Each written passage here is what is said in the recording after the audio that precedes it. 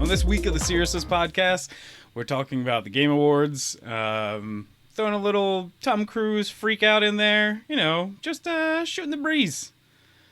My name is Andy. I'm Jay. And, let's get started. I guess since I just brought it up right there at the beginning, let's talk about Tom Cruise and snapping out on his staff. Because that was kind of fun to see. I guess it probably wasn't fun for the people there. But, that happened. He freaked out, I guess, over people not social distancing or doing right stuff with masks or something, and he kind of lost it.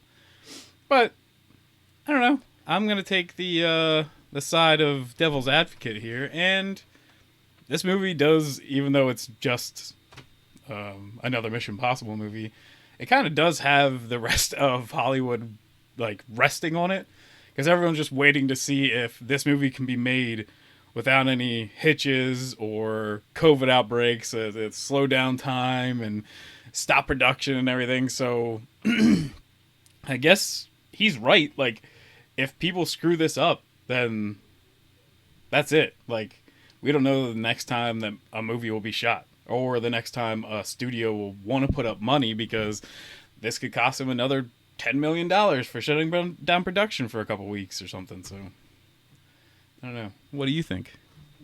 Welcome to the rest of America. Yeah.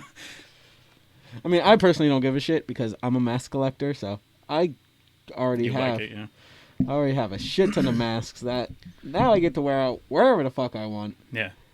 But I do think, regardless of right or wrong, there's a way to go about doing something.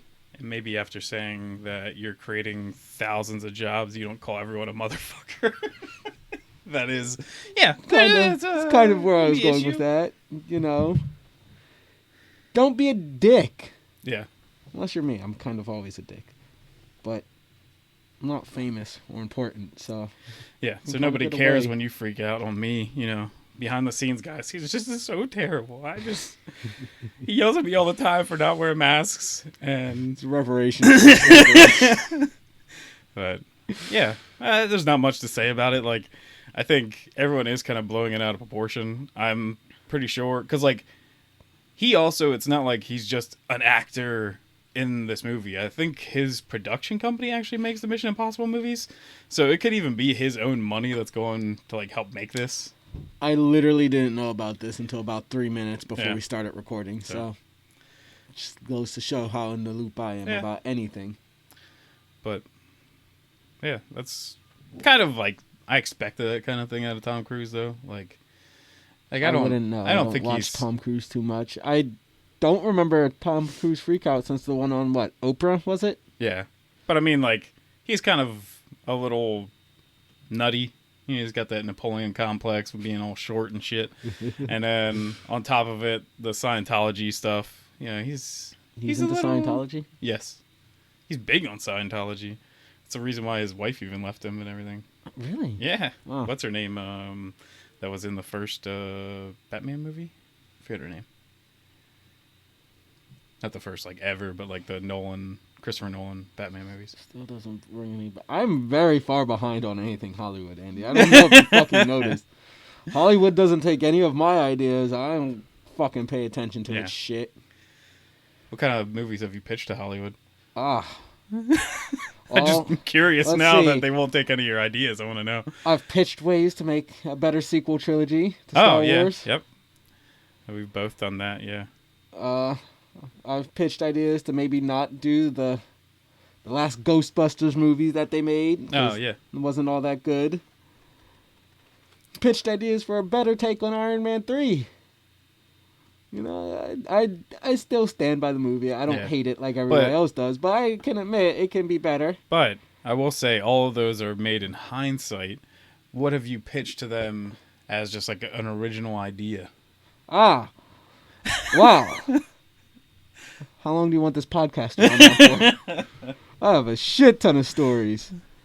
I do want to actually go back to college so I can learn how to properly write. Yeah, writing scripts is actually really cool too. Just completely different type of writing and everything, since you have to like segment it up and explaining scenes and then explaining like or addressing each person's like dialogue and stuff. It's really cool.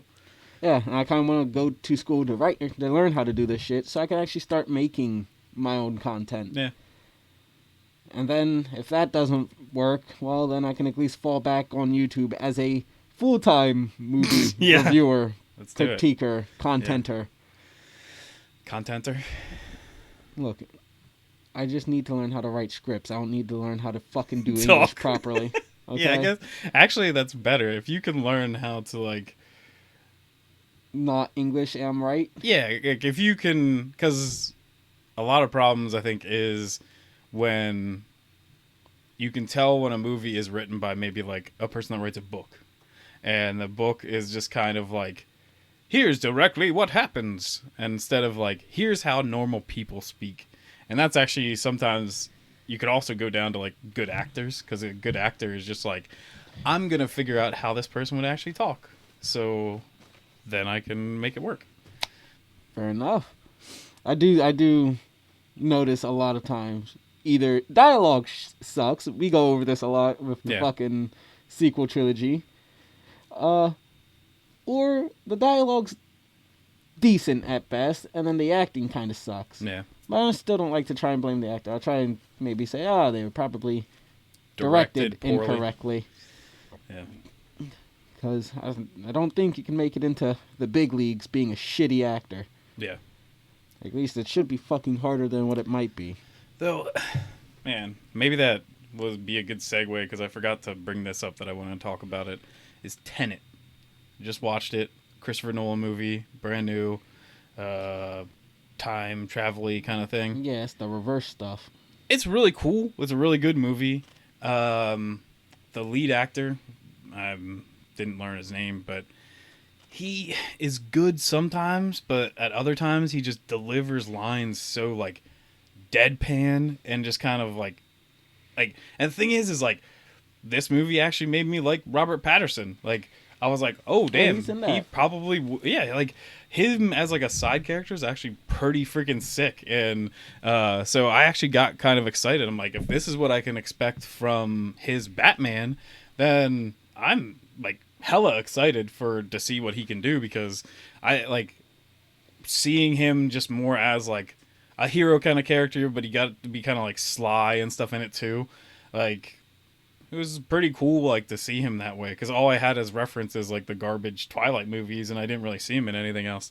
So he's actually really good in that movie, and I think like he more brings up even the other guy, which I think is probably the job of a good supporting actor. But it's like, I don't know, that like maybe it's because that guy is just like so new, like I've never really seen him in anything, is that like some stuff isn't delivered 100%, which is kind of like sucky, but like I still love that movie. So like it's probably like at least like a 8-9 out of 10 for me. And like I just love how Christopher Nolan directs stuff. Like this is definitely like, I swear Christopher Nolan just wants new ways to make shit like crazy. Like just the reverse stuff, especially when like the end battle kind of thing has like people in normal time and people in reverse time like all battling at the same like place. So it's like they call it like a time like pincer move, so that they're like people using the inverse stuff and like just regular people fighting. So it's kind of like really cool, like everything happening in time, like all crazy. But yeah, it's definitely like it's a masterpiece in just like filming. I have not watched Tenet. Yeah. But I have watched Filmento's video on Tenet. Oh yeah. Yeah. Don't think that can lend me having any actual thoughts of my own, because I haven't really watched it. Didn't even know Robert Pattinson was in it. Yeah. He's in a lot. I know that I shouldn't judge him from his roles in Twilight. Yeah. Because, you know, once the world kind of got over its let's make fun of Twilight phase, I've heard from a couple people that he's actually a good actor. Yeah. I've never seen him in any other movie that I can recall. But, I took their word for it because, well, I kind of just think the whole of Twilight was pretty shit. I don't think it was on his shoulders to really carry that. Same with Brie Larson. I've heard she's a good actress. I've only seen her in Captain Marvel, so... Yeah. I've seen her in other stuff, and I don't really think she's a great actress in anything else, but... I can't judge. I haven't seen her anything outside of Captain Marvel, and that was a pretty...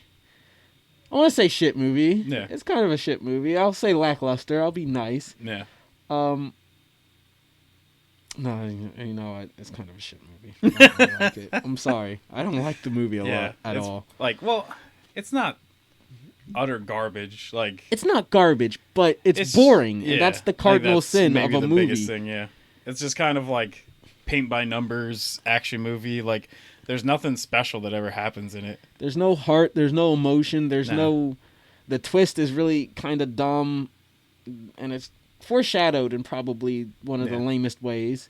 Well, the thing is too is like I was waiting because like people were saying that like she has no emotion through the whole thing, and then when I finally watched it, because I didn't watch it until it came out like on Blu-ray or whatever, I didn't watch it in theaters. I waited, and so I finally watched it, and I'm like, oh, well, there's a part in the movie when you're getting around to like her re-meeting like her friend and stuff like that, and I'm like, here's a perfect time that like hopefully she turns around and now she's more like personable and stuff. Like, yeah, it made sense for her to be kind of like robotic for a really long time, but now that she's like meeting an old friend, maybe she's like, oh, I remember who I am, time to be like bump up the acting, we're gonna just like, I'm a chummy old pal, and it doesn't happen. Like, No, it's just like, oh, I thought she was gonna gain her humanity back, and then... No, instead the chick just talks about how she's wonderful, amazing, kind, compassionate, funny, yada yada yada, and then you never see it. Yeah, it's kind of disappointing. Yeah. But I just think that Captain Marvel as a movie is a flawed thing all on its own. We could go down a whole fucking sequel trilogy level breakdown of that movie. Next breakdown, please don't, must be something that actually makes us happy. So I don't know what that is. I was going to just keep doing breakdowns on shit that doesn't make us happy. I just like, I don't want to be one of those channels that's just like, this has to stop, and like, here's how to make Captain better Marvel, stuff. Yeah. Civil War. Captain America, Civil War. Yeah. I said Marvel. But I mean, I like, hate myself. I want to actually also be like, here's what makes a good movie. Like, I want to like, and I think that's actually what I want Mandalorian to be. I only got to do one with my brother, which I wanted him to do like every single one with me, but time didn't allow it. But now that it's over, you can watch it. And we can sit down and talk. Okay. Yeah. And believe me, this whole season is like a 10 out of 10. Like, it's better than the last season to me. I was like blown away. Like, the last episode is, oh my gosh, like, I'm so happy. Like even, I just love people too that are like memeing, because J.J. Abrams is like, it's impossible to make old fans happy and bring in new people, and then it's like, well, apparently, yeah, now I can't remember his name, but the director of those movies is just like, yeah, I did it, like, because he like, Jon Favreau, yeah, there we go, Jon Favreau, and it's just like, the dude, like, Jon Favreau just somehow gets it. Like, he's just a good movie director. Like, I can agree. For one, I didn't until recently, because I'm like, well, Jon Favreau usually like interjects himself into his own movies, like puts himself in them. And then we were watching Elf recently with the family, I love that. and he's in it. He's the doctor when he's doing like the DNA test. Yeah, so I was like, well, I wonder if Jon Favreau directed this movie. So then I grabbed the DVD box, and I'm like, directed by Jon Favreau. I was like, holy shit. And then you're like, well, he started off basically the MCU. He made like the Iron Man movies, and then he makes like the only thing that's good from Disney with Star Wars. And you're like, time to move on to DC. Shit. Like what? Like, Jon Favreau is killing it. Like, if that guy doesn't get like some recognition for just what he's doing, it's a huge insult. Bless you. Thank you. Tom Cruise would be pissed right now. It was in my mask. And in a jacket. Yeah. Normally I lift my mask up to sneeze, but yeah. But, I do want Jon Favreau to move on to DC now, because I as much as I like shitting on their already pretty shitty movie catalog, I do want them to do good. I like comics in general. Well, DC... the thing is, like, I'm probably a bigger DC fan than I was a Marvel fan for, like, a really long time. Hashtag Marvel. But, like, I don't know, because... Especially, like, Marvel just made so many dumb missteps of, like, changing their characters so wildly and everything. Like, you could always usually expect Superman to be Superman and Batman to be Batman and, like, Wonder Woman and Flash. Everyone was just those characters. Like, yeah, they might have updated them in time, but, like, literally even all the Flashes, most people are confused that there even are multiple Flashes because they're almost all the same. Yeah. And you're like that kind of, like, it's okay. Like, I love those characters and stuff, but it just sucks that, like, I don't know, they just can't get these right. Like, they also, I feel like it sucks that we're always already this far in. Like, I wish we didn't keep going with, like, Wonder Woman and stuff. Like, I like Gal Gadot, and I actually like Ben Affleck, and I I thought he was a really good love Batman. Henry Cavill. But the thing is Zack Snyder was the problem. Like, Zack Snyder just one of these, like, insanely dark,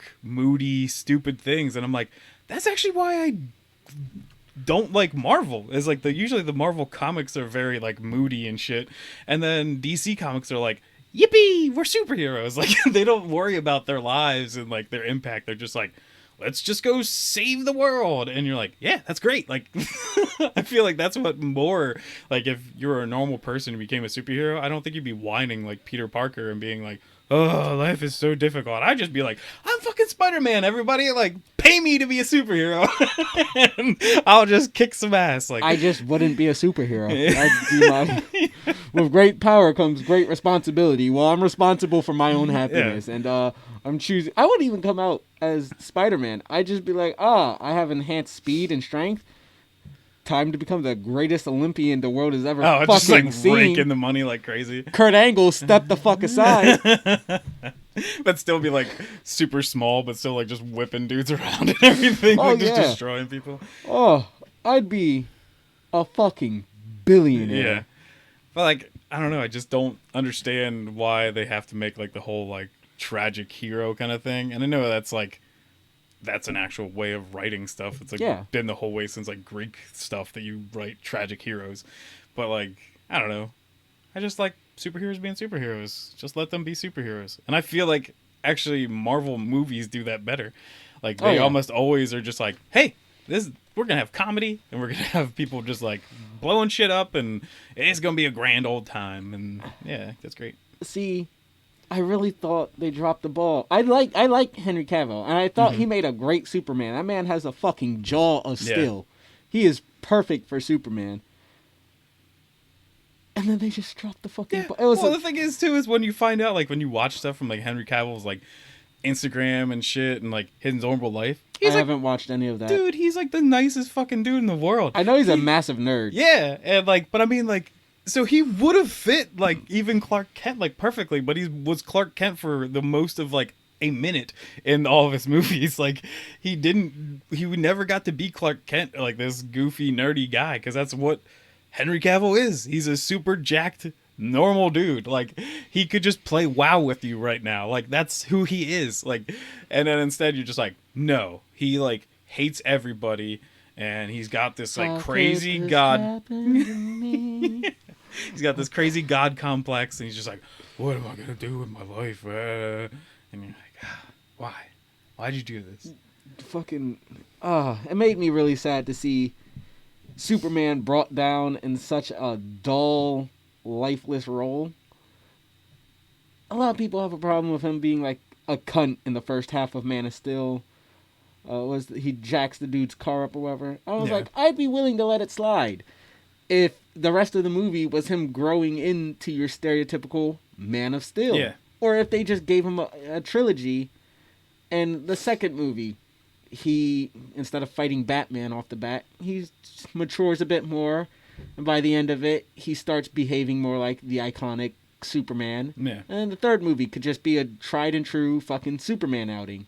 And then you could have, you know, Batman v Superman, yada, yada, yada, all that jazz fall in somewhere down the line. Because then you could even show him more as, like, someone that has heart and everything and, like, means something. Like, to me, even this Superman didn't even get to like enjoy life. Like, no. Usually the thing is from like the comics is that like in like for Superman, his mask truly is like Superman. Like Clark Kent is who he wants to be. But for Batman, Bruce Wayne is his mask. Yeah, like he wants to just be Batman all the time, but like he can't be. So he has to still run his life as like Bruce Wayne. So it's like kill yourself. Bruce Wayne dead. Yeah. Batman 24/7. Yeah. Just glue yourself inside the fucking cape and cowl. Yeah. But it's just like they just didn't get it at all. And I feel like they even did just go the opposite way, even kind of with Batman. Like, they just didn't get him at all. Like, I really like all the defense for Zack Snyder's Batman. And I say Zack Snyder's because though Ben Affleck was in the role, Ben Affleck wasn't the problem. No. Zack Snyder is the man who fucking mounted miniguns on the front of the Batmobile and had him gun people down. And said, that's the Batman you know. Yeah. That's a fucking sociopathic murderer. Well, yeah, and he, like, Zack Snyder tried to make, like, oh, well, they would have to do this if they actually existed. And like, no, man, that's the point. Like, they're supposed to be better than, like, the villains that they fight. Like, that's what makes them different, is they don't kill, they don't do these things. Like, that's a major part of the story. And then you're just like, hey, let's toss that away. And you know what? It even detracts from the movie it's in. Could you imagine introducing Batman? He's like, I don't kill people. Mm-hmm. It's my one rule. Yeah. And then he just goes and murders a shit ton of people. And then he goes to Superman, and he thinks it's such an important thing that he's willing to set aside his one no murder rule to kill him. Yeah. You could still argue, well, Batman would never kill Superman, but just in that moment, it would mean something. Yeah. Because then he's like, I feel like I have no choice. Yeah. And, like, this guy's too powerful. I have to, like, do it. Like, the Joker I can fight forever, but I can't fight this guy that could literally, like, destroy the whole world if he wanted to. Yeah. And that would have just been so much more powerful. And then the whole Martha scene, which I actually like it. I do admit in execution it's a bit goofy, but concept I like it. Concept I like it, but it would have made that even more powerful. Mm-hmm. All right, well, since we're already critiquing things, let's jump into the Game Awards. That's what I do best. Yeah. So, the Game Awards were like 2 weeks ago now? I don't know. It's like the beginning of the month. We're here to yap on about things, not be accurate. Yeah. So, we'll hit on like a few of them and give kind of our thoughts on it. So, one of them that maybe you won't even really care about is most anticipated game. Sephiroth and fucking Smash. Let's go. That's not anticipated. It like came out already. But they did Elden Ring, which people are actually like, it's from the creators of like Dark Souls and everything like that, and it's become like a meme now that people think it's not real. Like, it's not even gonna be a game because we have heard nothing forever. So I think that's like was perfect for that. Like, I was like, whoever voted on that was like, yeah, you did it. Like, good job. That's the whole reason it's not coming out. It's just so they could win that award. So one of the things already that doesn't really make sense to me is, so usually the Game Awards has to be stuff that like came out this year for it to make sense.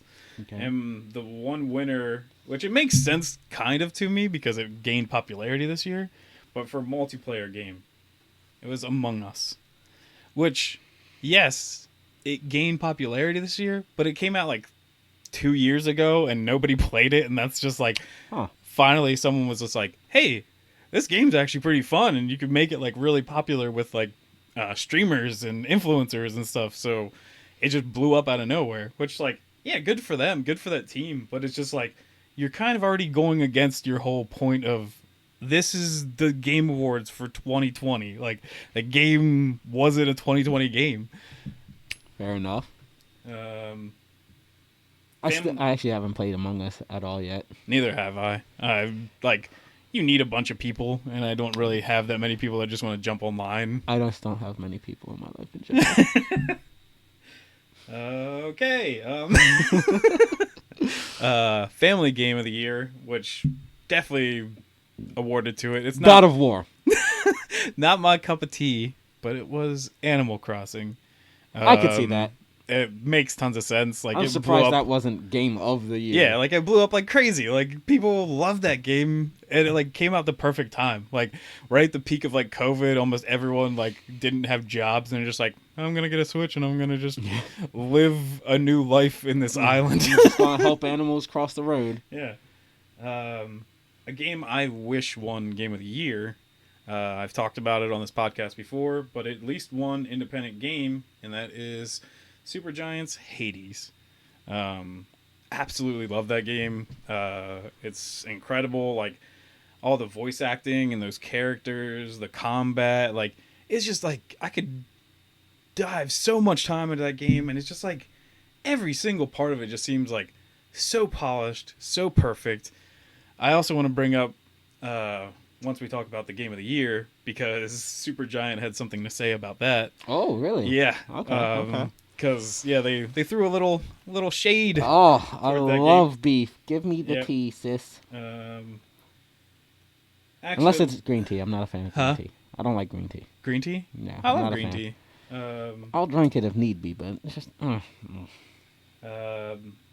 Action adventure game went to The Last of Us Part 2. Sports/racing game, Tony Hawk Pro Skater 1+2. I thought you was going to say Last of Us Part 2 again.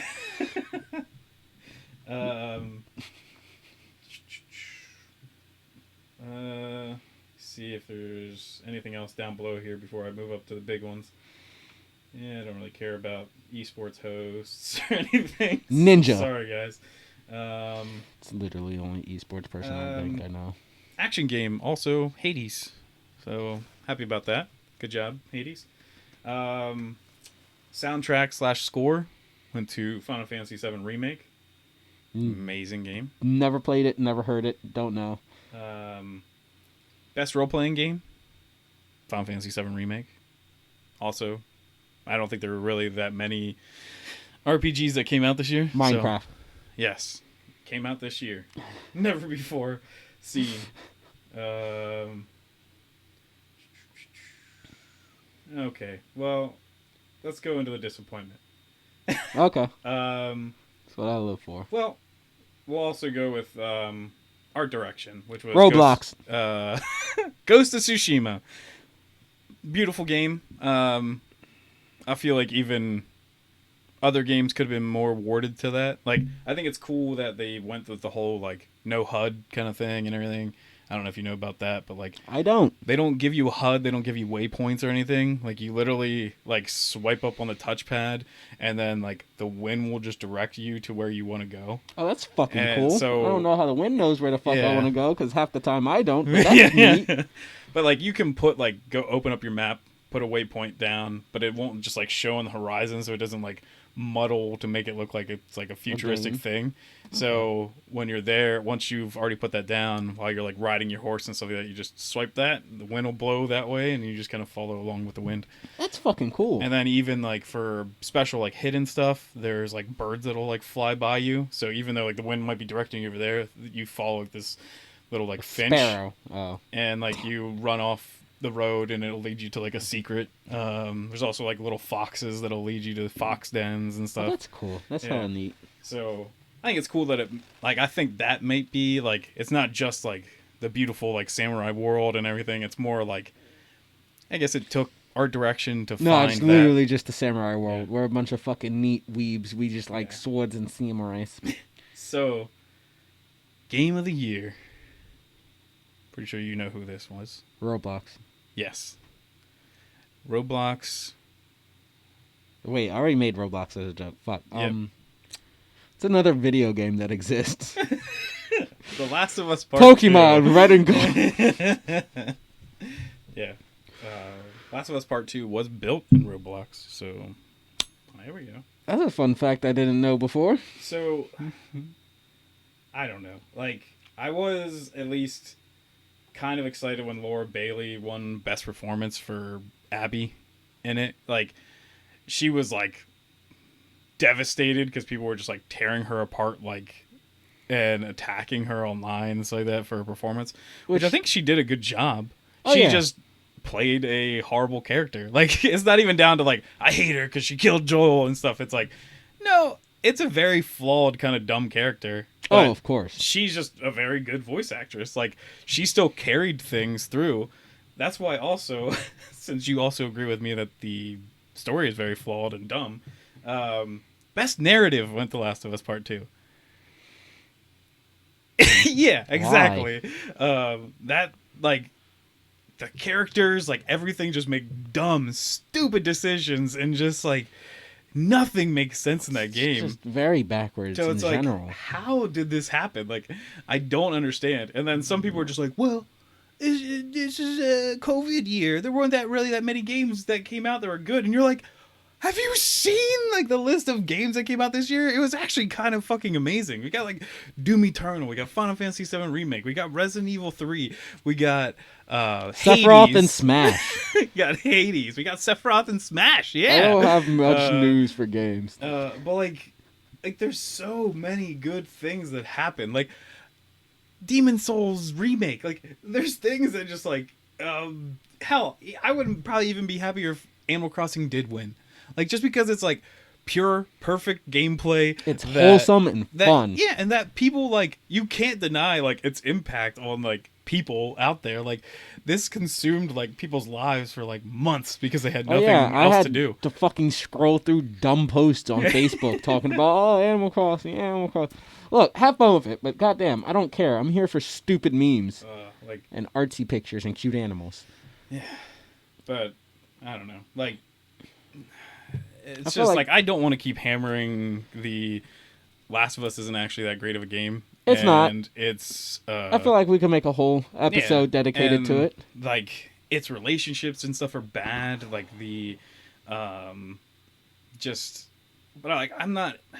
I don't want to hate the people. I don't like even Neil Druckmann. I think he's not a good writer and director. Like, that was the shade that was thrown at Last of Us was. Wait, is that Naughty Dog? Huh? Last of Us. Is that Naughty Dog? Yeah. Okay. I was like, but the Supergiant throwing shade at Naughty Dog and Neil Druckmann was that game also won for best direction.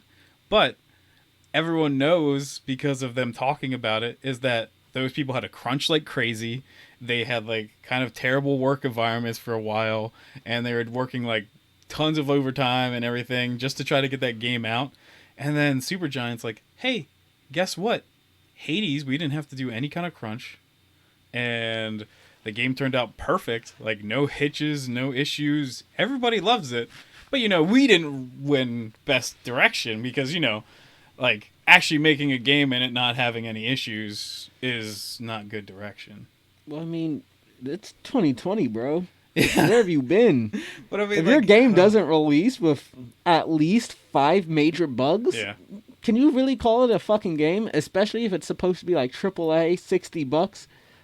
Shit, no. Yeah.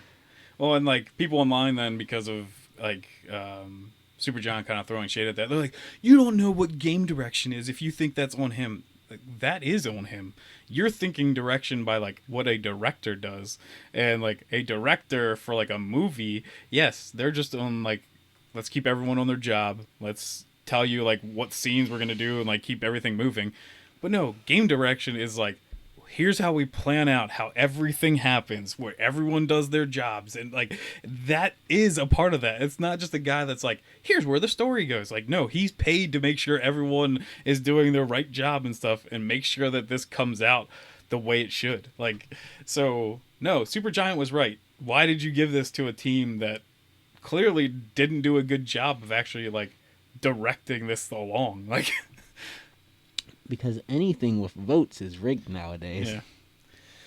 Yeah. And I feel like bugs is a fun way to jump into the next topic. Yeah. Don't play Cyberpunk. Oh, God. I can't talk about this because I haven't bought Cyberpunk at all. Well, I bought it on my PS5, which technically you have to buy the PS4 copy and then play it on your PS5. I know there's plenty of people out there that's like, hey, I haven't really had any issues. I don't know what everyone's problem is, whatever, blah, blah, blah. Well, I want to like this game. Like, I like these kind of games. I like CD Projekt Red. Project, whatever. But I only got to play like 5 hours, and I counted them, sent every single one of them into PlayStation. It crashed 17 times on me. And that was way more deserving of my patience than I should have probably even given it. Like, I just kept thinking, no, it'll get better. Like, it just won't keep crashing. But, like, literally, I'd just be like, try to start back up, jump on my bike, drive down the road, crash. And I'm just like, how is this happening? Like, it makes no sense. Like, I had to replay a mission just because the game crashed. Like, that's terrible. Like, how did you feel like this is okay? And then, like, I think everyone's point is, like, fully right on, that they're just like, even CD Projekt Red's apology was basically like, well, we knew it was broken, but, like, the other versions were good, and I guess we didn't show you that, like, we just kept showing you the PC version. We didn't show you current gen. So, yeah, we kind of screwed up. And you're like, so really, you just wanted all of our money, then you just wait to see if we would, like, get mad. If anything, I like to look at it as a more fun, mischievous way of, oh, you guys are sending us death threats for fucking postponing the game again? Yeah. All right, here, have it, you shitbags. Well, have like, the flaws. I am returning it on PlayStation. I bought it on PC. I'm also having problems on PC, even though my PC is actually pretty good. So I actually kept saying the whole entire time that it's like, if I have to wait another year, just tell me I have to wait another year. I'm cool with that. I'll wait to play this game. I already, like, from the original teaser where they just had, like, the lady with, like, the Manus blades, like, way back in time. I've already waited, like, 7 years. I can wait another year if you just need to polish this game and make it better. Just tell me that. Like, don't, like, if you just wanted to release it on PC and just be like, it runs pretty fine, but everyone else has to wait, that would at least be, like, make sense. Like, don't just release a completely broken game. Like, you clearly knew that there was issues. Everybody else does it. Yeah. Have you seen Battlefield? I love playing Battlefield, and that shit's always been shitty at release. And I saw The Witcher 3, which is their last game, and it was fucking horribly buggy. Like, horribly. So, yeah. I don't have too much of a problem with it because I don't own the game, and I wasn't planning on owning the game for a while.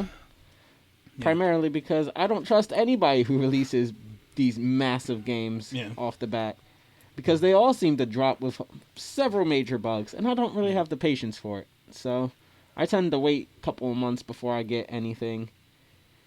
Yeah. Hasn't let me down yet. I like to be on the peak of the whatever they call that. What do they call, like, people who want to be, like, in the know? Or in the know?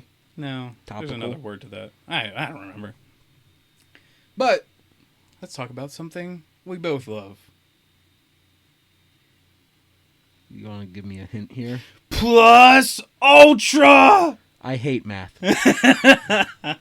So, I finally caught up on My Hero Academia. Except for apparently issue launched today. Yeah, new chapter's out right now. An episode? I say episode 3 times in lieu of chapter. And we gotta make a big fucking deal about it. But, please, I will definitely, spoiler alert, something. If you just watch the anime, do not keep listening because there's going to be tons of spoilers. So, where I last left off, and I don't know how far you want to go back, because we could go the whole way back to, like, probably where normal people are. Like, the anime, I think they haven't even made it to, like, the villain arc. No, I don't think they have. So, yeah, let's start from the villain arc. How about that? Okay, let's go. So, the book takes a major turn, and we're with the villains for a large part of this. Basically, Shigaraki is sent to uncover a great weapon, basically, from One for All, to like truly cement himself, I guess, as like the next leader. So that person is Gigantomania. Machia. Some shit. Gigantomachia, which is just this fucking behemoth. Yeah, like he's bigger than like a skyscraper. He's bigger than Mount Lady. But you have to like earn his respect to like ride him. Yeah, to use him as like a weapon. So basically Shigaraki and the League of Villains have to try to turn this guy over and try to like win him so that they can use him as a weapon with the power of friendship. Yeah, that's definitely what they're doing. They're not just like every single day trying to like kill him. No, they're just baking cakes and stuff, getting their asses kicked. Generic anime stuff. Yeah. So I can't remember how this ends up. So does the like that terrorist group, do they call out the League of Villains? Is that why they go there? Because like they haven't won over Machia yet, right? Yeah, they have not. Yeah. So there's basically this old terrorist group that also like was a part of basically like freeing people with powers back in the day. Like they were trying to like push beyond like, hey, we're just kind of like freaks and stuff like that. So they actually did like have a purpose at one point, but now they're just kind of like, we just don't like how heroes are in society, so we're going to like strike back into like the world. But within this, they call out the League of Villains. I don't remember for really what reason. I keep wanting to call them the League of Legends. Yes. I'm just going to throw that out there. Yeah. Send out mobs and stuff, which basically the terrorist people do. So the League of Villains do go out and go after this whole like basically city, which is just run by this terrorist group. And also during all this, what you did see, I believe, in the anime was the Hawks and Endeavor fight. Yes, with the like super engineered Nomu. Yeah.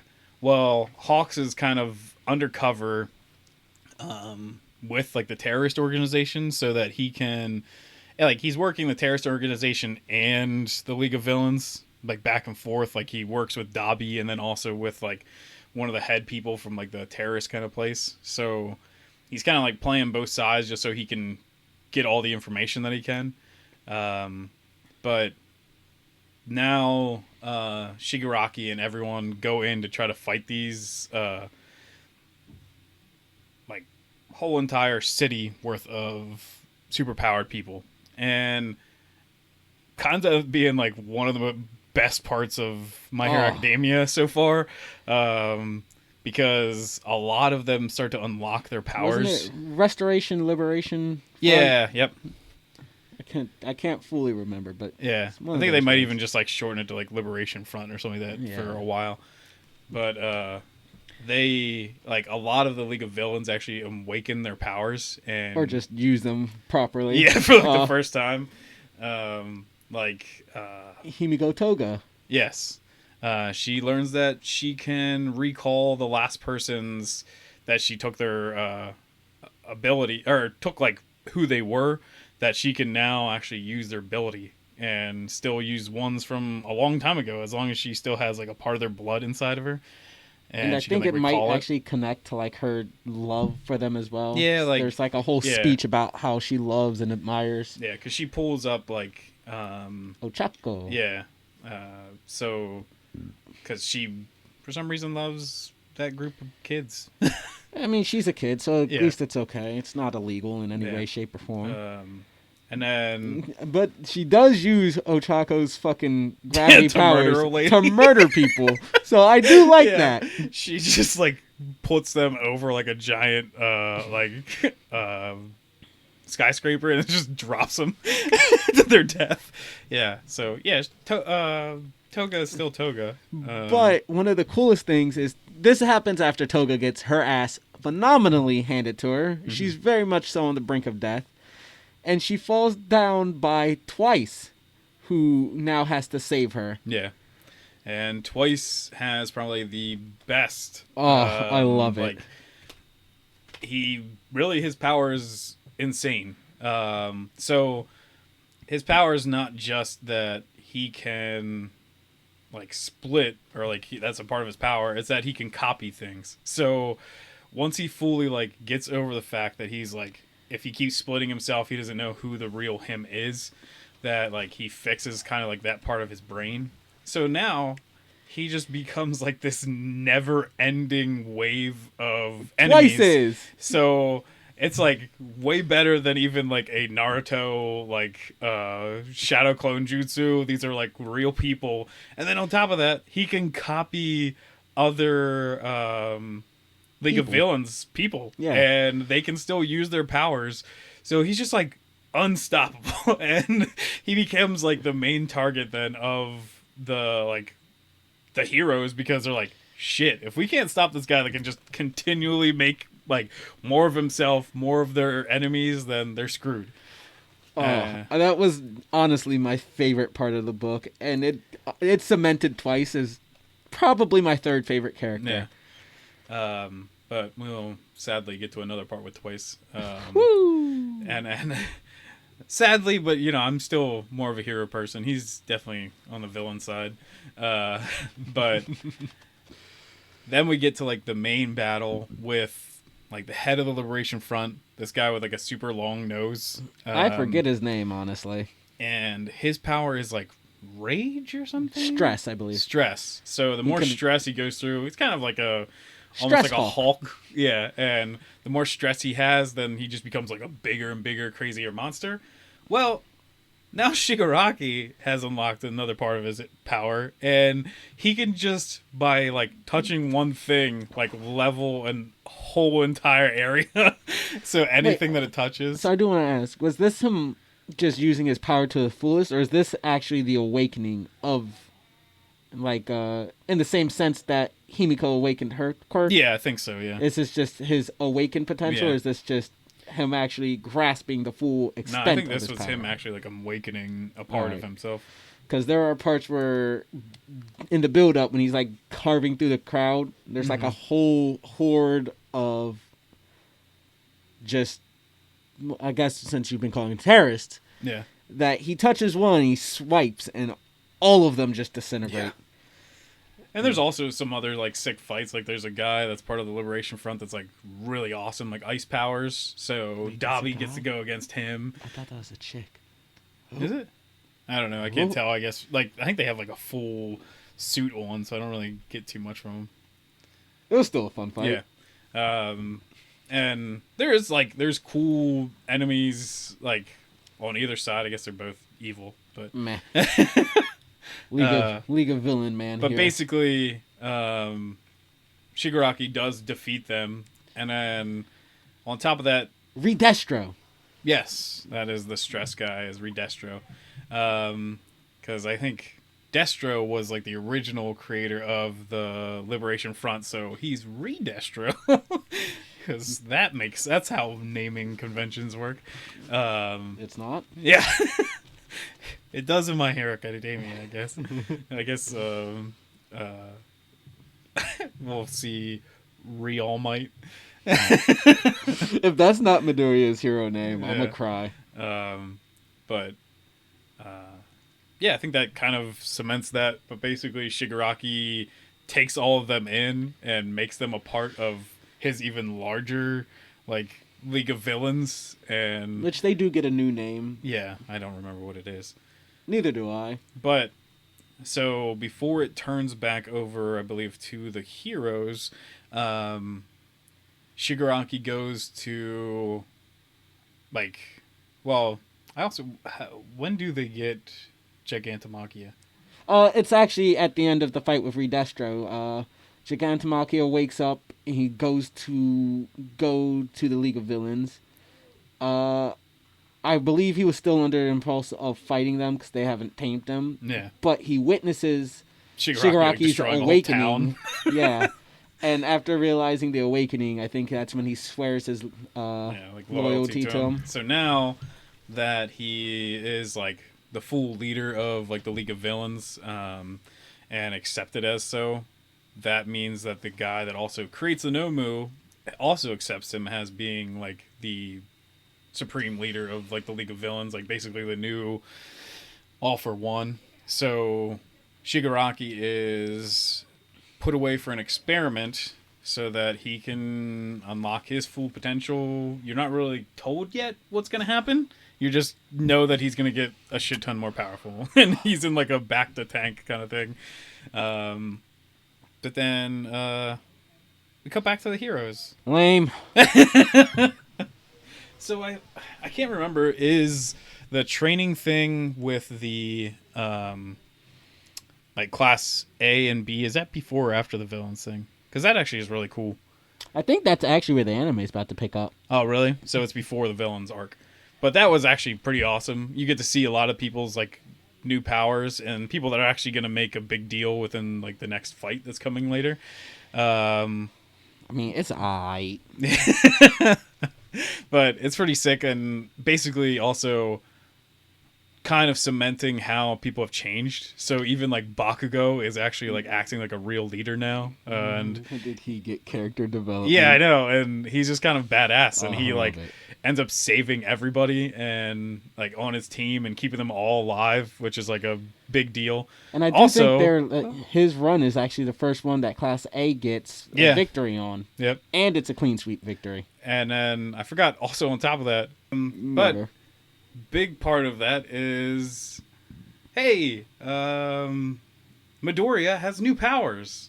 Oh yeah, I forgot about that. That was kind of important. Yeah. Izuku Midoriya learns he's actually like one of the first out of all of the, I guess, what do they call them? Successors? I guess successors or whatever. For One for All. He actually taps into the rest of their powers. So he gets his first one, which is the whip. Yes, right? Black whip. And it's actually kind of cool. At first, it like freaks out and starts just like attacking everybody, but the ability, he ends up eventually gaining control of it, which will become a big part of that battle. Him becoming Spider-Man. Yeah, Superman with Superman strength and everything. So he's getting pretty ridiculous, but he'll need to be. He still isn't ridiculous enough yet. But I believe what we cut to actually after the villains arc is Bakugo, Midoriya, and Shoto training with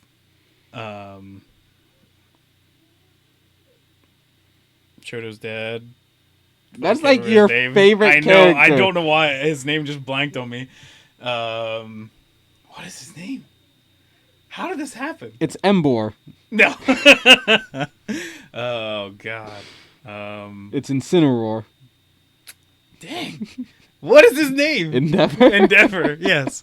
Oh my gosh. But so.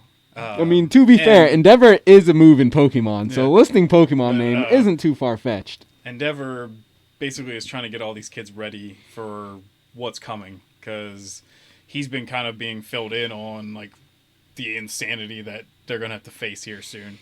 And so trying to get them all ready, which eventually, like, his main thing is trying to make them all even, like, as fast as him, which he can go, like, insane speeds, just, like, breaking the sound barrier and whatever, stuff. So this is anime. We've seen kids, better. Like, trying to get to his speed is insane.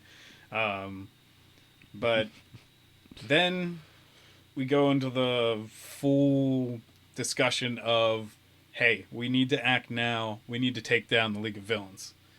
So everyone comes together, like every superhero that exists in Japan basically has to get ready for this fight.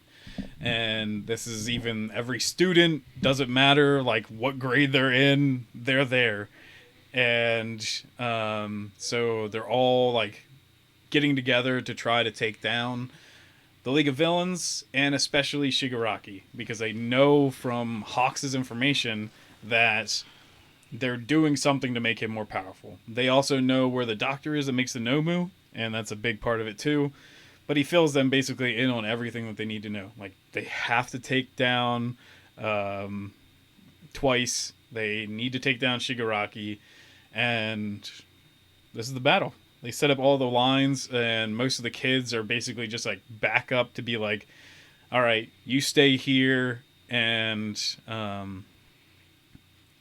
like make it sure they can't make it out then later. And then a couple of the kids, though, I think the bird kid, Tokiyoni? yeah, like they're a part of a plan, I think, to like get somebody in. I forget what that whole thing is. Because isn't there like a whole thing that they have to use like fat gum and everything to like move people in, and then fat gum puts them all inside just to leave then? But they needed them to do something, and I can't remember what it is. Was that the part where... Because remember then later, yeah, that's why like he's inside of fat gum because he has to leave. I don't know. Maybe this is really bad that we're breaking this down because it's not perfectly in our minds. Yeah, I think that was to get some people inside to destroy the Nomu and stop Shigaraki ahead of the invasion. Or the big clash. I could be wrong, but I think that's what it was. And then we get introduced to maybe one of the greatest characters ever. My bunny lady. Mikuri. I believe it's her name. Rumi? Huh? Rumi? Well, I think it's also, she has like it's because her other name is like something, like it's Rumi Mikuri or something. Yeah. But she's awesome. Like, like, it's not even down to like, yeah, they made like a really awesome character, like, but she kicks ass. Like just from being like, basically they introduced her like early on for something, I forget what it was, but then now we actually get to see her fight because I think she's a part of like the list for like top heroes or whatever. Yeah. But you're just I think she's third place, actually, isn't she? And you're just like, she's just a bunny girl. But yeah, no, she's just Yoruichi with bunny ears instead of cat ears. But she just, like, wrecks. Like, her legs, she's just destroying these Nomu when she's in there. Because she's basically, like, everyone else is just trying to face, like, off the actual, like, villains that are up top on this, like, I think it's a hospital that they're attacking. Was that a hospital? Yeah, because I think that's where that guy hides out. Like, the creator of the Nomu.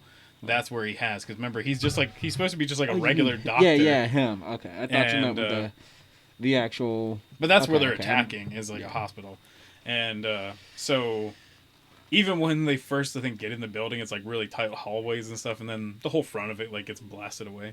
But she's in there and she's fighting basically like every one of these like super Nomu by herself, and she's still doing like an amazing job, but she finally gets into where like Shigaraki is and fights the best she can, even though she's getting like chomped on by like some of the Nomu and stuff. I think she loses an arm too, right? Yeah, she loses an arm, gets shot through like the thigh. Yeah, but then something goes through her ribs. Does actually break Shigaraki's tank, which is SpaghettiOs. Yeah, what you think is, thank God he's not gonna be alive. Like because they even like kind of told Shigaraki that if he doesn't make it through this, and he could just die. Like if this whole process doesn't work, it's such like a toll on your body, you could just die from it. So you're kind of like hoping, like, oh, thank God, like they did it, like no issues. And then God comes in and says, "Hey, you watch anime? Are you fucking stupid? Yeah. Well, are you that daft, you cunt?" It's not even that, but I think this becomes a theme. Is I don't know who the creator of My Hero Academia wants to actually win this, because it seems like he flip-flops back and forth between heroes and villains. Let's go villains, heroes suck. Let's go villains, heroes suck. I didn't do that. Yeah, sure you didn't. But hashtag team villain. But so now like the real fight's going on. Another big thing that's going on at the same time that Bunny Lady is fighting is Hawks is going after Twice. He needs to shut him down.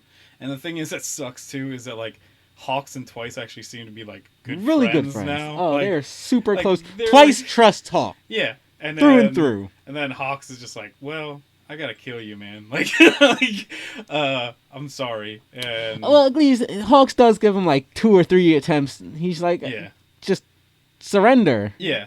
We can make this all not bad for you and your bad guys. Yeah. But I think there's something that slips while Hawks is talking to him that like the heroes will kill. Like they are here for blood if people don't surrender. Yeah. And Twice is like, oh, well, I know my friends. They're not going to fucking surrender. Yeah. And he's so loyal to the whatever their new name is. Yeah. The bad guys. That he's like, fuck it. Yeah. Sad man. And he wants to fight and come after him. So basically, Hawks is like the perfect fight against Twice because he's too fast. Yeah, and on top of that, he can weaponize every single feather that's on his body. Until Dobby shows up. And basically, apparently the ultimate enemy of feathers is fire. Which is probably true. But basically, Dobby, like, burns almost every single feather off of him. And burns him damn near to death, honestly. Burns him to a fucking crisp. But Hawk still ends up killing Twice, stabbing him in the back. With a feather. Yeah. So... kind of a sad scene, but truly sad. Kind of also works out though. I think in Dobby's favor. Like I think Dobby wanted this to happen. Like even though, like he still wanted to kill Hawks, he wanted him to murder Twice because of later events.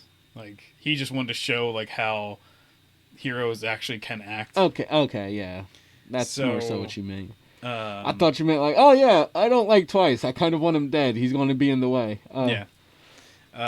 No, not that he wanted Twice out of the way. He just I know exactly what you mean. Like Dobby definitely is not like the rest of the League of Villains. He is in it kind of for himself. But even Dobby showed small signs that he actually did care for Twice, and he was a bit upset. But it's nowhere near as much as the rest of the league. But he does care. No, it's not like he shows he cared a bit. Toga and Twice's relationship. Or even, nowhere near. What's the guy that like can put people Mr. down? Mr. Compress. Yeah, Mr. Compress and stuff like that. Like they have a real relationship. Like even Shigaraki, I think, kind of cares for these people, even though he says he doesn't care about anybody. Oh, he definitely cares. But Hawks still doesn't die. Tokiomi saves the day. His apprentice, I forget even how, he just like is like he's in trouble, and then he like takes off and gets in there. But also the enemy of or the thing that has a weakness to fire is darkness. Because it's light. So he doesn't really do that great of a job either, but he still escapes. Makes it out of there and saves Hawks. But I don't like that Hawks' name is plural even though he's singular. It's just like it's just a so and like calling themselves by their first name all the time. Gripe for me. But now here's when the real shit breaks down. So there's a hero in there that I don't even remember what his power is. He doesn't matter. Yeah. He's gonna die in like a second, but he's in there with like the doctor, and he's gonna like pull the doctor out, and but Shigaraki's vital signs start coming back, and he's a butterfly now. Yeah, no, I'm kidding. He so he just like destroys everything, and typical angsty teen things. And actually, the person that ends up getting the doctor out of there is the Mike hero. What's his name? Sir screams a lot. Yeah, that's his name. I genuinely don't remember his name. I think his name might just be like microphone or something like that. I forget. Something like that. Because he was like the DJ hero microphone or something. I don't remember. I only liked him because he annoyed Aizawa, and I liked their relationship. Yeah. And so he ends up getting him out of there. But now's the true battle, because basically no one can touch the ground because Shigaraki can just melt everything and just destroy anything that's around it. And what Shigaraki has been given in his test tube is one for all. Or all for one. Yeah, all for one's a bad one. See, this is we've had talks about this when My Hero Academia first came out. Even before All for One was announced as bad guy, we made jokes about that. Yeah. And I talked about how I like it because, it's the saying, cool, whatever. But my fucking God, is that going to get confusing? And here we are, several years later, being confused by it. It's like I have clairvoyance. Number one hero Endeavor is like one of the first people that are like, I got to take care of him. I'm the best hero. How the fuck did that work out for you, fucker? Well, he has almost every single power. So even for Endeavor, trying to kill someone that also has regen abilities is pretty difficult. Pretty good regen abilities at that. Like, because holy shit. Endeavor's literally like using his prominence like burn thing and everything. Like his top thing is that like melted a Nobu's head off and stuff like that. That also has regen abilities, but is like not doing anything to Shigaraki really. I mean, it crisps his ass. Yeah. Which shouldn't be hard. You see how fucking dry his skin is. Like, we already, from previous stuff, we know that Endeavor really can't go forever. He burns himself out. Like, literally. He can overheat. So, but along with this, when people are trying to evacuate other people out of there because they know Shigaraki's coming, they have, like, the kids and stuff like that trying to take people out. And then Midoriya... has like a inner thought with the brother of All for One, and he basically tells him like, you need to act now, like my brother's here, you need to like stop him or he's like coming for you. So Midoriya peels off to try to redirect Shigaraki away from everybody, and though his rival / best buddy forever probably Bakugo comes with him because he's basically just not going to let him do this on hog his all own. the glory. Yeah. And so they take off together, and then during all this, because his master has woken up, that means Gigantomachia has waken up. So they thought that they were going to like do some amazing plan by also like blowing up the entrances so that no one can make it out of like the underground base. Well, when you have like a fucking like behemoth, a 40-ton behemoth that's underground, he's gonna find a way out. I think he probably even kills villains along the way. Yeah, like I think he killed some of his own people even along the way. Most definitely. But they're nameless, so it doesn't matter. And but so on two sides, you have like the most insane fights like ever. You have everyone trying to stop Gigantomachia from just like destroying everything around him, and then Midoriya trying to lead off Shigaraki so that he doesn't also kill everybody. But essentially, while Midoriya and Bakugo are on their way to go and fight Shigaraki, Gran Torino shows up and is like, what the hell are you thinking? All he wants is you. Like, if you give him you, we've lost. Like, once he has One for All and All for One, you're screwed. Like, everyone's dead. So stay out of this, just protect yourselves, and that's it. And then, well, this is a manga, so you know that the heroes have to get in there. Of course. So Midoriya gets in there, and after Endeavor's many attempts to try to do something to stop Shigaraki, and it's just failing, and he's getting his ass kicked by Shigaraki over and over again. I forget, do any other heroes step in before? Like, I know Gran Torino does try to fight him a little bit, I believe Aizawa was there too, right? Has he showed up yet? Aizawa's on the battlefield, because I remember he loses a leg. Yeah, but I don't think he showed up just yet. Like, because he keeps regenning, and then he finally shows up and like shuts down his powers. Is that not where we're at right now? I think maybe, because I think he shows up just about when Midoriya does. Because I think he's just about to like touch Midoriya and turn him like. Yeah, so we're at the part where Aizawa shows up. So I was right. Yeah, Deku gets in there and starts throwing all the fucking smashes. And Shigaraki almost has a hand on him to decay his ass into fucking grass. So Aizawa stops it. Midoriya keeps fighting him, but is also finally gets Shigaraki gets a hand on him, and it's not for disintegration, it's for All for One's true power, which is taking someone's power. And Midoriya is swept into the world that's like inside. No, this comes after, because I believe Aizawa gets shot by those bullet thingies. He has to cut his own leg off to stop it before it spreads. Before it takes his powers. Is that during that part? Yeah, because that's before that.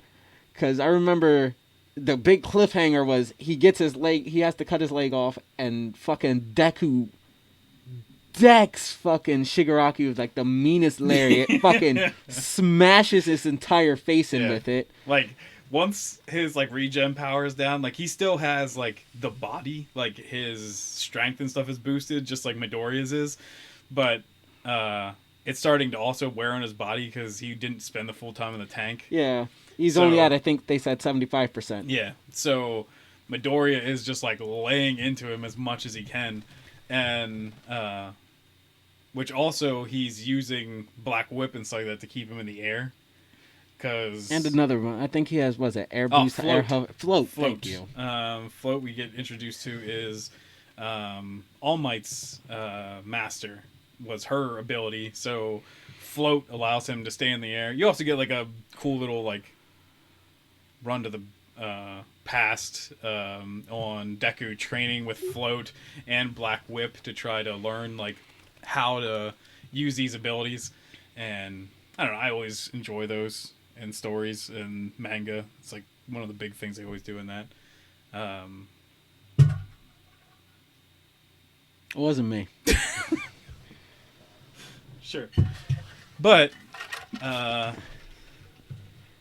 you want to tell some of the story? Yeah, I think it. I think like he gets sucked lost. I think that's the part where he gets sucked into. What is it? The mind's world, or whatever the fuck you want to call it. The shared consciousness shit. And All for One is there. Yeah. Inside of Shigaraki's split face. But so is All Might's master. She's there like right away to talk. And then All for One's brother shows up as well to basically be like, no, you're not taking him. Like, this kid wasn't a mistake, because that's what even All for One believes, was that this kid wasn't supposed to be the one that should have been picked and stuff like that. And this was just a mistake along the way. And no, they're like, no, he was the right choice. Like, you don't understand how heroes work. Midoriya was always the perfect choice for this. I don't know why we just can't compromise. Maybe the hero was a mistake. Just meet in the middle. But, so, yeah, like, they force him out, basically. Like, Midoriya gets forced out of All for One. But on top of that is, like, so this whole entire time, Shigaraki's been looking for ways to, like, stop Aizawa because of his power. But I also love that, like, every single time Aizawa does something, Shigaraki's just like, damn, you're cool. Like, because he does it, like, on top of it, like, all the time. Because even, like, for different stuff of, like, him pulling stuff off, he's just like, why do you have to be so cool, Eraserhead, or whatever? And then, because also, like, they have, like, the guy Hydro that was also, hero, like, yeah, whatever. but he's, like, the guy that was, like, a cop and stuff like that. And he's just, like, feeding in water into his eyes so he doesn't have to worry about blinking.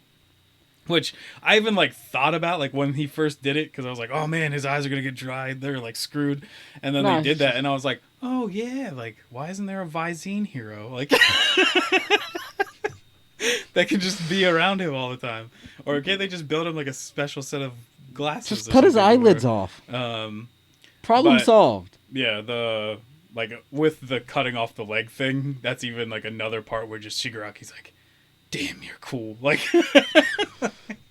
and so he's starting to gain his powers back. Shigaraki is. Yeah, and he even regains, or I don't know if he regains or just activates it for the first time. Those weird spiked tendrils. But that's actually because he's getting the shit kicked out of himself. Like, he's getting beat up real bad. So All For One says, like, let me take over your body. And Shigaraki says, no! But he does it anyways. And he takes over and basically kicks everybody's ass for, like, a good while until the heroes get another, like, benefit. Until, because I think this is immediately after he's kicked out, was those tendrils go for Deku. Yep, and Bakugo throws himself in the way. On pure instinct, yeets himself into Deku, knocking Deku out of it, and taking these spines in what I do think they said is supposed to be fatal spots. He's not dead or anything yet. And he does immediately, well, not immediately, he eventually pushes through the pain to rejoin the fight. Which is cool because he, like, even in that moment, like, he starts to truly, like, feel like a hero. Like, he's not just, like, who he was, where he was just, like, trying to do this to be the most powerful or whatever. He acts, like, just completely out of, like, this is the right thing to do, which is pretty awesome. And then, but Deku's still pretty messed up, so he can't really, like, jump right back into the fray. And he's all smashed out. Gigantomachia is on his way. So, which is the B story, or the B fight. Which a lot of people, like, a lot of the kids and stuff have to fight. Which, I love my boy Red Riot. He's in that battle, and he's actually the one that administers the poison to the monster. Because, what is it? Is it fire that's being, like Dabi, like, burnt the whole force down so nobody else can make it through? Oh, yeah. But, because even the other kid that can, like, turn into metal, his body's, like, heating up too much, but the rock that, like, builds off of, like, Red Riot's hardening, he just runs right through and finds his way up there. But even though they administer this, like, sedative, he just goes, like, Super Saiyan and gets more armor all around him, and he just says, I don't give a fuck, and charges through. Mountain Lady can't stop him. Yeah. They really can't stop this motherfucker. But he, after destroying, like, tons of towns, he finally makes it to Shigaraki, and they're just like, well, I guess we're dead. Like, they even, like, try a few, like, desperate fights against Shigaraki before Gigantomachia shows up, like, with Bakugo deciding, like, he comes back and decides, like, we're gonna have, like, one last big attack here, and he throws, like, Endeavor and Shoto on his back, and he's just like, hit him blast with off everything you have. He's like, I'm gonna get you up there, but don't waste any of your fire until you get up there.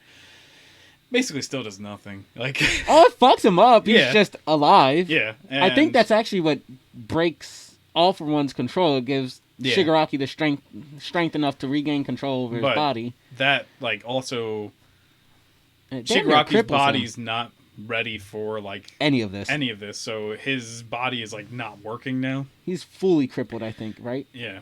And so Toga jumps off.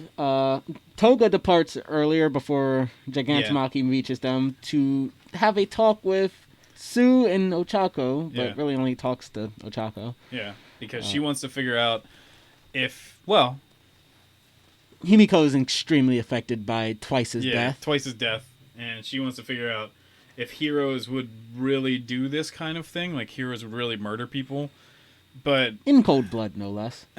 But what I don't understand is she asks her a bunch of stuff, and then all Ochako says is, like, I'm gonna stop you. Yeah, like, if you continue to do this, I'm gonna stop you. And then that's just her, like, I guess, thing being like, yeah, Ochako would have murdered me. And you're like, no, I don't think that's what that was. No, that's exactly what it means. Yeah. Heroes are all bastards.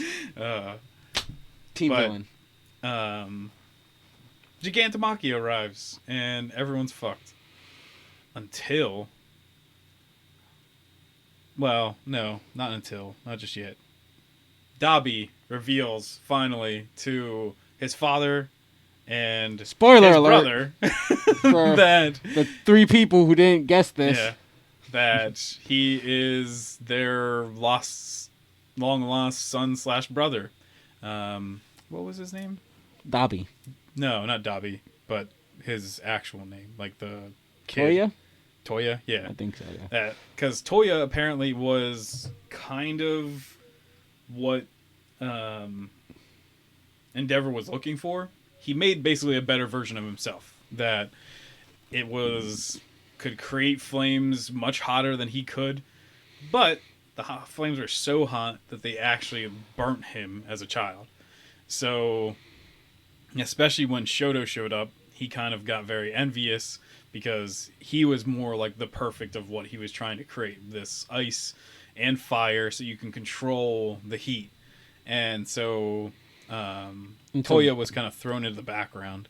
And so Toya went into a emo phase, dyed his hair black, and became he also Dobby. like raged and against the machine. Everyone thought that he died. Like they literally thought he burnt himself to death. Like he just used his fire so much that he just burned away. Because that's what everyone thought. Even Endeavor thought that. Like this wasn't like Endeavor pushed him so hard that he just ended up this way. It's like, no, I just thought I lost my son because he went like berserk. Another great manga. Yeah. But so he reveals that, he's really Toya. Dumps a cup of water on his hair to make the black go white. He literally does do that. And then he dances a fucking fiery cha-cha. Well, and then Fuego. He sends out like a video to the world to basically explain that, like, he's actually Toya.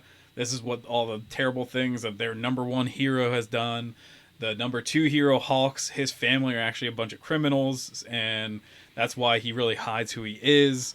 Hawks is also a cold-blooded murderer because he murdered twice, so he really doesn't go beyond what his... He splices the video of Twice's death to make Hawks look even more of a heartless bastard than he was when he killed my man. Yeah. But, they're like, even if it's not true, then everyone will still believe it. Because one of them is also that Hawks murdered the once third best hero, which would have been the best genist. But then, I think they even kind of tease it in an earlier manga. But basically there's a airplane coming, and you're just like, what the hell is happening? And you're like, I even almost thought wait, is All Might gonna try to still do something? But then it's Best Genist, and he comes with spools of thread, Gigantamax spools of thread, and it basically wraps everybody up in that's a bad guy thread, and it looks like, hey, maybe the heroes are going to be up on the up again, because he wraps up Shigaraki, he wraps up Gigantamakia, he wraps up all the League of Villains. He stops Dobby from murdering anybody. On top of that, they're like, hey, look, maybe Dobby's a complete liar, because Best Genist is still alive, and then even Best Genist is like, haha, I'm still alive, whatever. But on top of that, also, you get a cool moment where... Amazing dialogue. He looks over at Bakugo, and he's like, Bakugo, he's like, have you, with your new, manly, or, I forget, he's like, have you truly picked your name? He's like, have you realized that I'm still alive? Yeah, and then he's like, Bakugo's like, yeah, it's murder, death, kill, God, something. And everyone else is like, what the hell is wrong with this kid? But Best Genist is like, yes. No, that part didn't happen yet. Hasn't happened? No, because after everybody gets tied up, that's the big cliffhanger, and then the next chapter, Shigaraki's basically just like, Gigantamakia, full force, and Gigantamakia goes Super Saiyan, starts struggling out of his restraints, and now it's like, oh, we have really got to stop. I think Dabby actually ends up breaking free of his restraints to fight Shoto. Shoto, because he wants to murder Shoto in front of his father. Yeah, and then some more Nomu arrive. Yeah, I forgot about that. It looks like the heroes are now at a fucking disadvantage like that. And then who else but... Lemillion! And we get a little jump to the past where... what's her name? little horny girl, Eri. Eri actually learns how to use her powers, and she's been using it on like, was it like mice or something? I don't know. And he's like, "Well, are you ready, Eri? Like, I would love for you to try to see if you can bring me my powers back." And then, like, he's not trying to put any pressure on her because it's Lemillion. He's like full pressure, nicest dude in the world. And so Lemillion's back, and he kicks the shit out of all the Nomu. But he still is like, "Hey, sorry guys, I'm still not fast enough to beat them all up. You guys have to help." And so I think basically that might be kind of where we're at. I forget. Yeah, Bakugo yeets himself into battle once more. Yeah. Lita's like, "You gotta stop. You're gonna die." But they're all fighting off Nomu as Genis tries to restrain the League. And Bakugo jumps in to make a big save. And that's when he's like, "My name is Death King, or King Death Explosion Murder God." And everybody's just like, "What the fuck is wrong with this nigga?" He's so immature. But then Best Genis is like the only one that was one of his teachers, is just like, "Yes, he's ready now." Truly, the name of a god. Lemillion's just like, that's a great name because it made me laugh, and laughter's the true trademark of a hero. It's like, it's not supposed to be funny.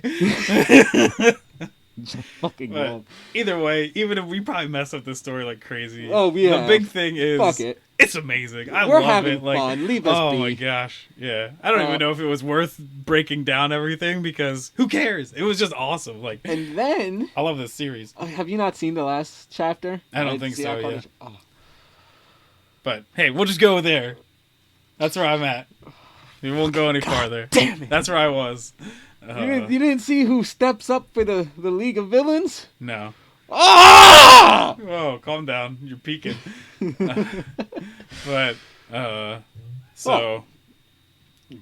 Well, I was about to talk about who turns out there's some big stuff that happens. Hey, I did not ruin for how long everything about Mandalorian. I'm not going to ruin anything. I'm just saying. Oh, wait, that's not true. You told me his ship got destroyed last. Yeah, that's not that big a deal. That's a major deal. He gets to be flying around on a cooler ship, so don't worry. I won't tell you what that ship is. I won't. You've already told me that it's a legal villains person going to do something. Oh, you already know that. You've seen how this fucking shit's been flip-flopping between good and evil. So I'm going to just tell you a different thing that has nothing to do with the villains, but another character is revealed, and Rule 34 is probably going to blow up with images of him. Is Compress actually like a woman or something? No. It's a guy. Oh, it's a guy? The character's a guy. I don't know about Compress. Compress might have titties that he's compressed. Who the fuck knows? I don't remember who else is even with the League of Villains right now. More mysteries to be revealed. Because I just trying to remember who was on the back of the thing. But I never said they were King with Japan to mock you.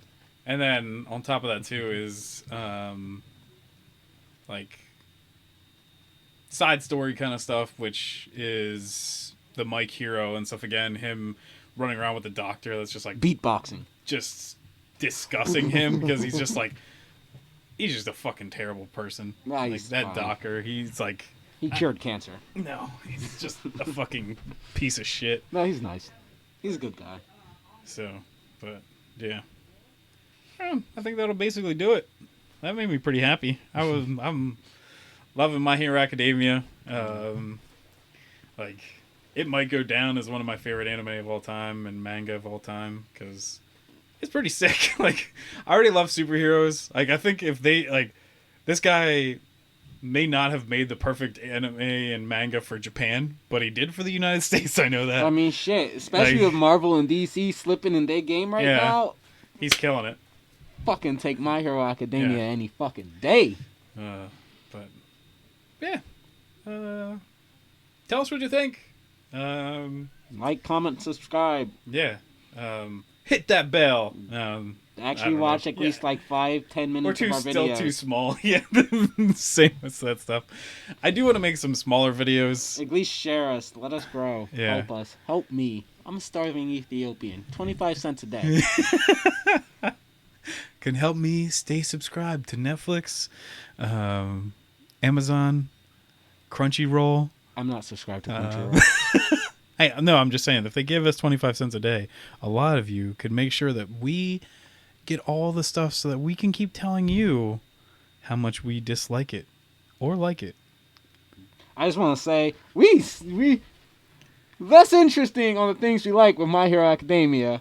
Being a cunt towards things, like with the sequel trilogy, much more fun. Let us know. We can let this be like, what settles the debate. Should we stay negative, or should we go positive, maybe something in between? I think I did just kind of ramble through all the My Hero Academia stuff, but we actually were passionate about how angry we are for anger is the driving force of change. Woo! Yeah. I do like talking about stuff I love. Oh, I do too, but save that for when I'm just trying to get people to watch things that I love. I'm trying to make people angry. I think we should just fully dissect Predator. It's funny you say that. Because I was going to say we should go through the last Predator movie. No. Why not? Because I think we both have talked about how much we love Predator. And I don't think I've seen many videos online of people actually being like, this is a great movie. I've seen other movies. Because we all know it's a great movie. Well, I don't think that's actually true. Because I've brought it up to other people and I'm like, I don't think you understand. This isn't just some dumb action movie. There's big stuff that's even I've heard more people break down Die Hard, because Die Hard I don't think is just a dumb action movie. There's a lot to it that makes it actually a really good movie, but a lot more people talk about how good Die Hard is, but I don't hear that much people being like, Punisher's amazing. Predator is amazing, which actually we can just cap this off with this. Apparently the guy in Punisher, the movie that's actually pretty sick, the one where he fights the big Russian guy and everything. Yeah. I forget the actor's name is. Patrick J. Jones. No. I can say it's not that, but he actually wants to direct a Punisher movie with John Barenthal's Punisher. Oh yeah. I for one, I want to explain. I love the Netflix Marvel stuff. Oh, I know a lot of people don't, but I do. And did you hear that Daredevil is going to be in Spider-Man 3? Yeah, actually. I was like, because the only person not confirmed for Spider-Man 3 is Uncle Ben. Yeah, I love that joke. That is so somehow Batman's parents are going to be killed once more in Spider-Man 3, but we don't get to see Uncle Ben. Is Venom going to be in Spider-Man 3? I don't think we've heard anything about what's his name, Tom Hardy.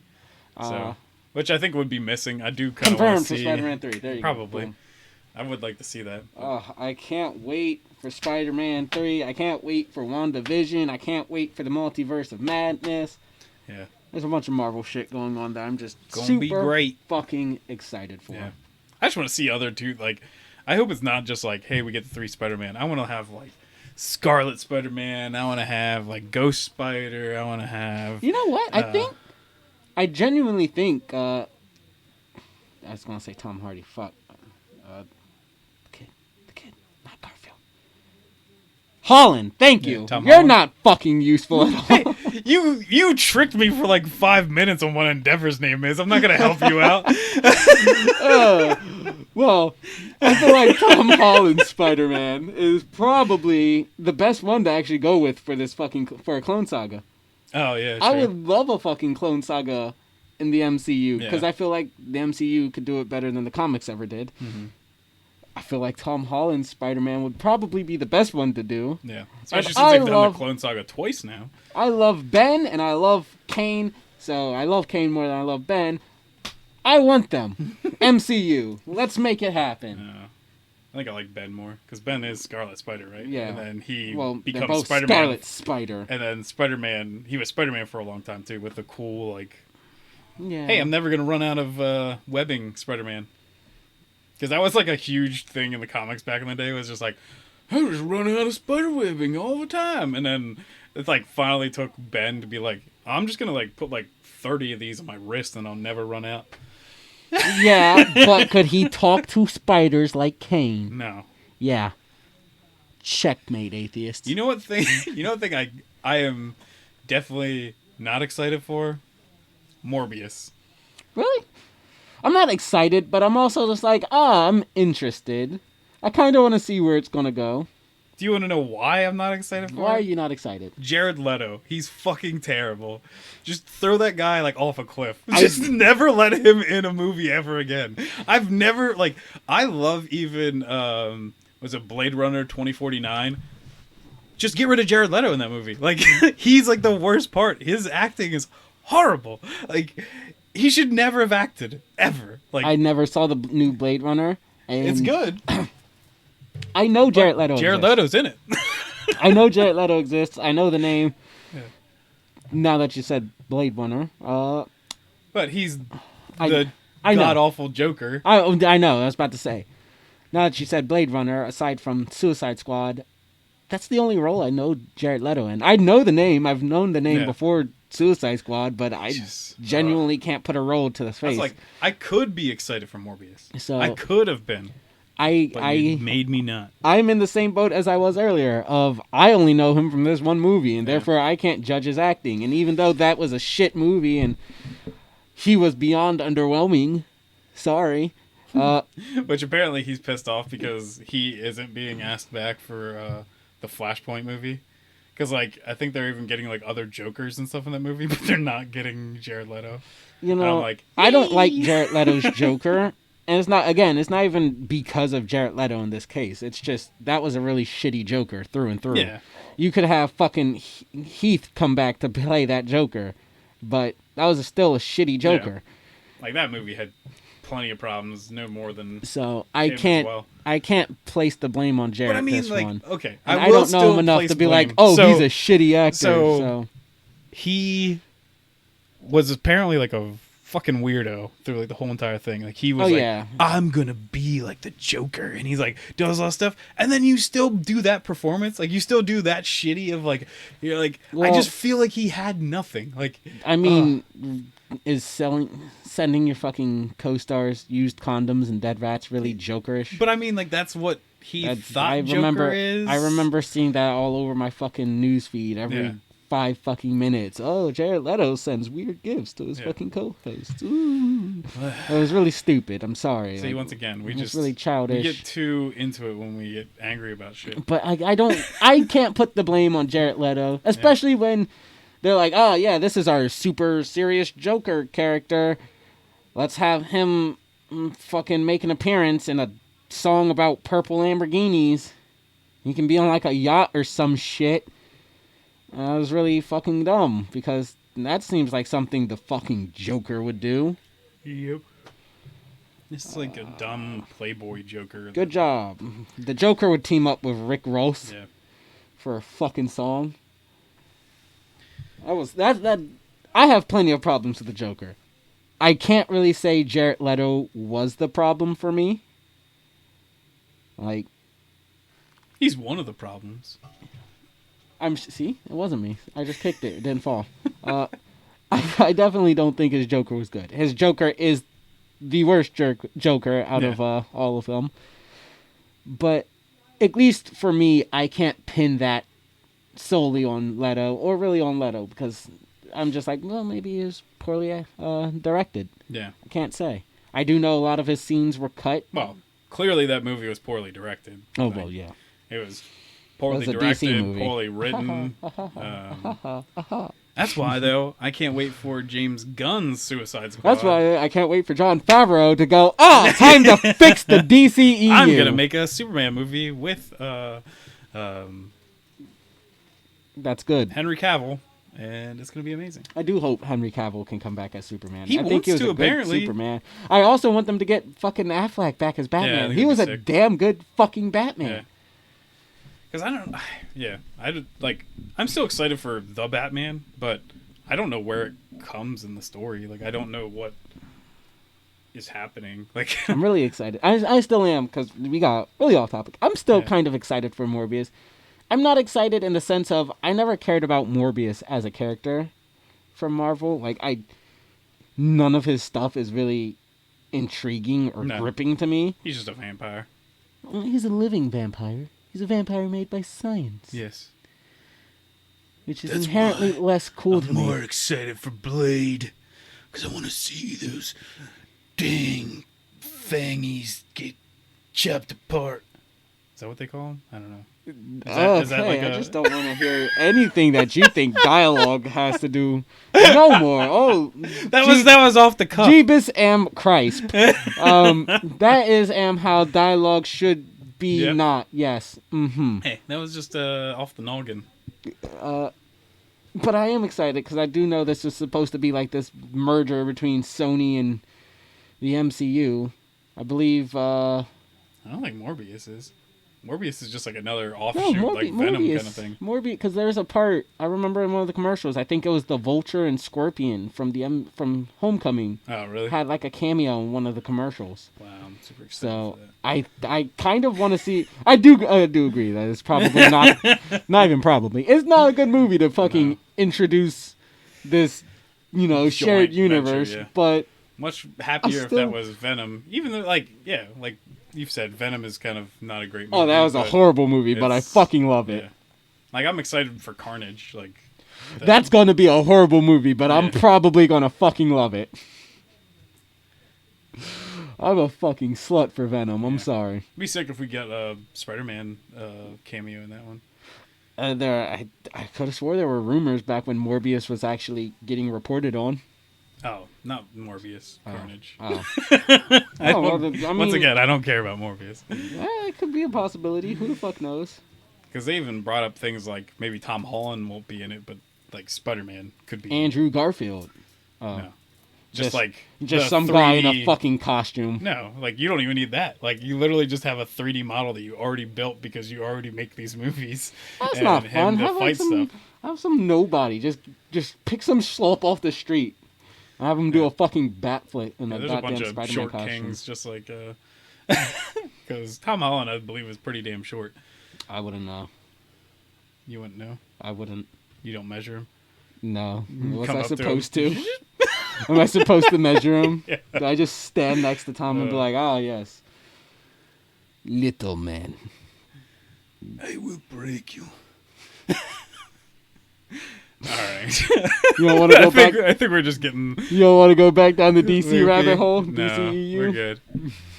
All right, guys.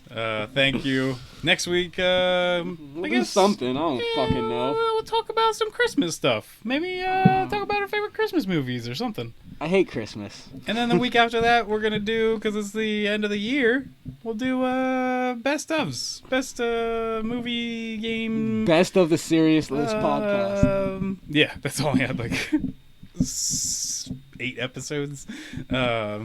Best anime of the year, best movie of the year, best TV show of the year. I can guarantee you TV show is going to be Mandalorian.